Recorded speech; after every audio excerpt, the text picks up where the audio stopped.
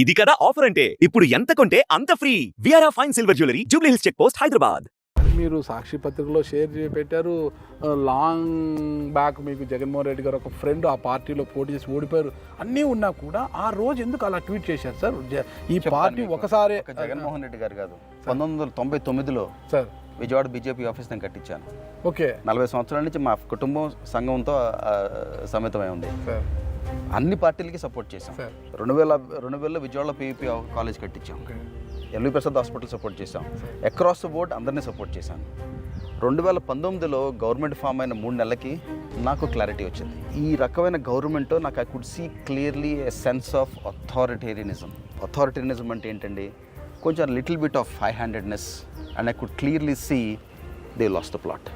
కరెక్ట్గా 4 years September 6, 2019 మిత్రుడు జేసీ పవన్ రెడ్డి పుట్టినరోజు. సార్ జేసీ పవన్ రెడ్డి గారు చాలా close sir. So JC Pavan and Jagan go way back sir. వాళ్ళంతా సార్ డిస్కషన్లో ఎలా ఉన్నారు అది ఇది అంటే ఆ రోజుని చెప్పాను sir, this is a one time wonder, stick to course hero, దిక్కులు చూడొద్దు అని జేసీ పవన్కి చెప్పాను. అదేంటి దేశం అంతా అసలు బయట రావడానికి కంగారు పడిపోతున్నారంటే ఆ వేళ నుంచి వాళ్ళతో నేను గవర్నమెంట్ ఆఫీస్ అడుగు పెట్టలా. 2014 నుంచి 19 కూడా ఏ రోజు నేను గవర్నమెంట్ ఆఫీస్లో అడుగు పెట్టలేదు. ఈ లాస్ట్ 5 ఏళ్ళు ఏ రోజు గవర్నమెంట్ ఆఫీస్లో ఏ రోజు నేను ఏ పని అడగలేదు. గవర్నమెంట్ ఆఫీస్లో అడుగు పెట్టలేదు నేను 10 ఏళ్లలో. సో ఆ రోజు I could sense it and I stood by it. ఎలా సెన్స్ చేశారు మీరు? ఎలా పసిగట్టారు అసలుకి? అంటే మూడు అప్రోచెస్ అండి. ఇప్పుడు మీరు ఒక పొలిటికల్ వ్యవస్థలో డేటా ఉంటుంది, సర్వేలు ఉంటాయి, అనాలిసిస్లు ఉంటాయి, అన్నీ ఉంటాయి. దానికన్నా కూడా మీరు ఒక పిరమిడ్ అప్రోచ్ తీసుకుంటే మ్యాక్రో లెవెల్లో సెన్స్ ఆఫ్ అథారిటేరియనిజం అంటే ఏంటి?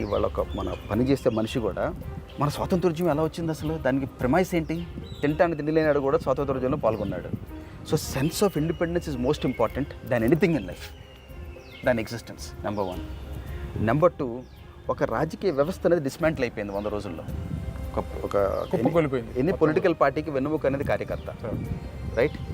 ఆ కార్యకర్త నడ్డి విరిచేశారు, ఆ కాడు వదిలేశారు. సచివాలయ వ్యవస్థ, వాలంటీర్ వ్యవస్థ తీసుకుని. నెంబర్ 2.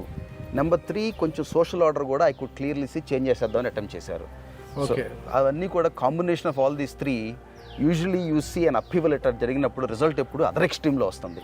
అదేంటంటే మనం సెన్స్ చేసి మనకు ఆ విజన్, ఇంట్యూటివ్నెస్ ఉండాలి.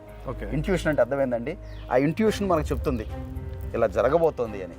జరిగిన తర్వాత అందరూ జరుగుతుందని చెప్తారు, జరగబోతోందని తెలిసి 4 ఏళ్ళ 10 నెలల నుంచి కామ్గా కూర్చున్నాను. అంటే వాలంటీర్ వ్యవస్థను తీసుకొచ్చి ప్రజలకు ప్రభుత్వానికి మధ్యలో దళారీ వ్యవస్థను నిర్మూలించాలి అనే ఉద్దేశంతో వాలంటీర్ వ్యవస్థను తీసుకొచ్చాం మేము, సచివాలయ వ్యవస్థను తీసుకొచ్చామని అంటున్నారు. సామాజిక సమీకరణలో బాగా సోషల్ ఇంజనీరింగ్ అనేది తీసుకొచ్చి అన్ని సామాజిక వర్గాలకు న్యాయం చేశాం మేము, ఇదే ప్రజాస్వామ్యము అనేది వాళ్ళు చెప్పుకొచ్చారు కదా. మరి వాళ్ళు అలా ఆలోచించినప్పుడు మీరు ఎలా ఆలోచించారు? అలా ఇదంతా తప్పు జరుగుతుంది ఎందుకనంటేనండి, 1 2004, 2009, 2014, 2019, 2024 ప్రతి ఇయర్ ఇన్ఫ్లేషన్ చూసుకోండి, అవేర్నెస్. సో 2000 ఎవ్రీ డెకేడ్కి ఒక కామన్ మ్యాన్కి 2004 నుంచి 9 ఎంత ఇచ్చారని పెన్షన్ 200 రూపాయలు ఇచ్చారు. ఇవాళ 3000 కాదు 4000 ఇచ్చినా అప్పటికి ఇవాళకి అవేర్నెస్ అంటే ఒక ఓటర్కి వచ్చిన అవేర్నెస్. ఎన్ని సబ్సిడీస్, ఎన్ని పాపులర్ స్కీమ్స్, వాళ్ళ డబ్బు వాళ్ళకి ఇస్తున్నారు. మీ డబ్బు మీ జేబులోంచి ఇవ్వండి, ప్రజలు ఆరాధిస్తారు. ఓ పుచ్చలపల్లి సుందరయ్య గారిలాగా ఆస్తులు ఇవ్వండి, చరిత్రలో మిగిలిపోతారు. అర్థమైంది? ఆస్తులు కూడా పెట్టుకునే దాంట్లో ప్రభుత్వం సొమ్ము ఆస్తులు ఇస్తున్నప్పుడు మీరు ఓన్లీ కస్టోడియన్. ఒక 5 ఏళ్ళు పాటు మిమ్మల్ని ఒక కస్టోడియన్ కింద ఇచ్చినప్పుడు తరతరాలకు నిలబడే పనులు చేయాలి తప్పితే ఇలా షార్ట్ టర్మ్లో డిస్ట్రిబ్యూషన్ చేస్తే very popular. Give him a fish to eat, he'll eat for a day. Teach him to fish, he'll eat for his life. మీరు ఆ రోజు చెప్పినట్టే జరిగింది. ఫలితాల రోజు మీరు రోమ్లో ఉన్నారు. అవునండి, మీరు రోమ్లో ఉన్నారు. ఎలా అనిపించింది సార్ అసలుకి మీ ప్రిడిక్షన్ కరెక్ట్ అవుతోంది అని చెప్పిన తర్వాత? ఎలా 2019 కూడా ఇదే ప్రిడిక్షన్ చేశాను 3 నెలల ముందు. ఓకే, విజయవాడ అంతా నవ్వారు నన్ను.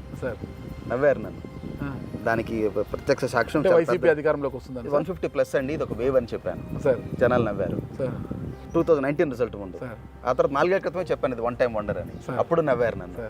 అంటే అన్నప్పుడు but at least you feel good that you haven't lost your touch. అంటే అట్లీస్ట్ మన జడ్జ్మెంట్ అనేది ఇంకా పోలేదు మనకి లైఫ్లో. ఒక as a citizen, as a student of politics, as somebody who is socially aware on what's happening around in the country, what's happening around the world, నాకు whatever it is, నాకు దేవుడు ఇచ్చిన వరం ఏంటంటేనండి, I have insatiable appetite for knowledge. నాకు సంపాదన మీద పెద్ద మక్కువ ఉండదు, నాలెడ్జ్ మీద కొంచెం. I spend a lot of time, I travel the world a lot. I like to be in the company people who are better than మీ.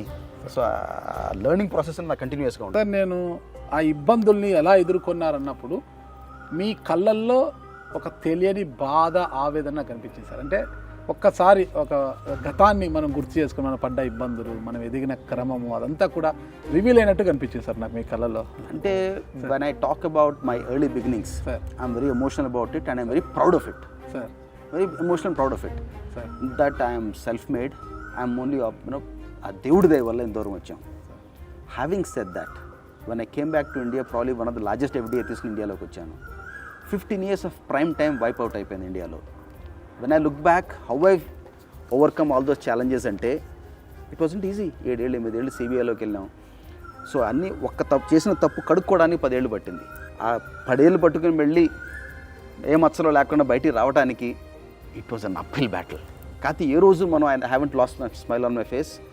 ఇవాళ వరకు ప్రౌడ్గా చెప్పగలను. సిబిఐ కేసులు అన్ని clear sir? Complete. CBI ED మొత్తం జగతి పబ్లికేషన్స్లో ఐఎమ్ ద ఓన్లీ వన్స్ కూడా clean bill. Okay. Navabharat power అనే పవర్ కంపెనీలో ఇన్వెస్ట్ చేసాము మేము. దాంట్లో కోల్గేట్ స్కామ్లో సిబిఐకి వాజ్ క్లీన్ బిల్. దాంట్లో మాకు 20 కోట్లు ప్రాఫిట్ వచ్చింది ఇన్వెస్ట్మెంట్లో. ఆ 20 కోట్లకి మేము యాసెట్ సెక్యూరిటీ ఇచ్చాము. ఆ కేసు తేలినప్పుడు తెలుతుంది. మరి ఇప్పుడు జగతి పబ్లికేషన్స్ అంటే సాక్షిలో ఉన్న మీ షేర్స్ పరిస్థితి ఏంటి sir? I still have 3.83%.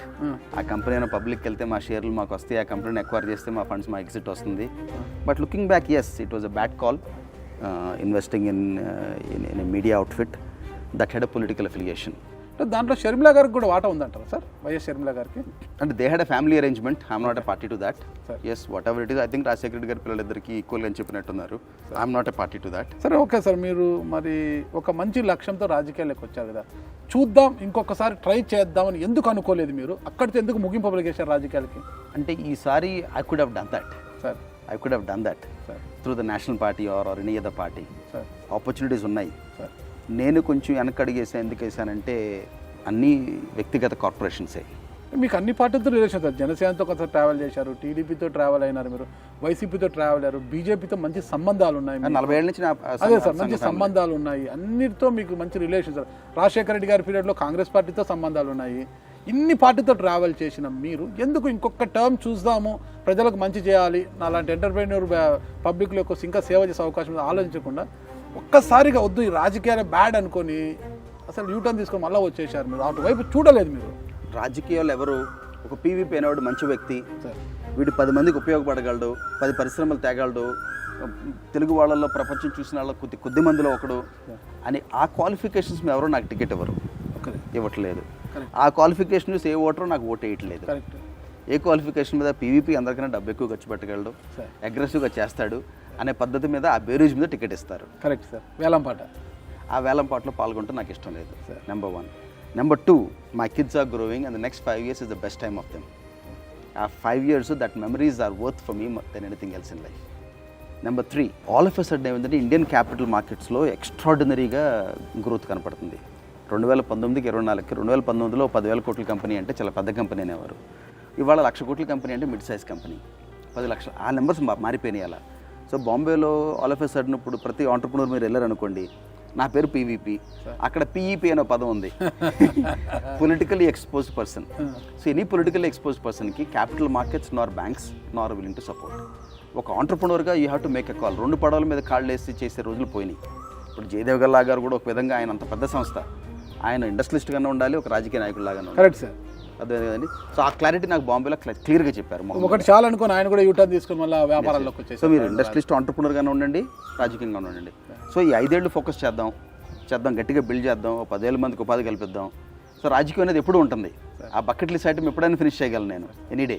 It's a matter of మనం ఇంత అమౌంట్ ఇంత టైం మనం కమిట్ చేయటం అంతే. ఆ బకెట్ లిస్ట్ ఐటమ్ డెఫినెట్గా ఫినిష్ చేస్తాను any day. God will give me a chance. నేను అడిగింది ఏది నాకు దేవుడు has not said no to me. Little bit late అవుతుంది.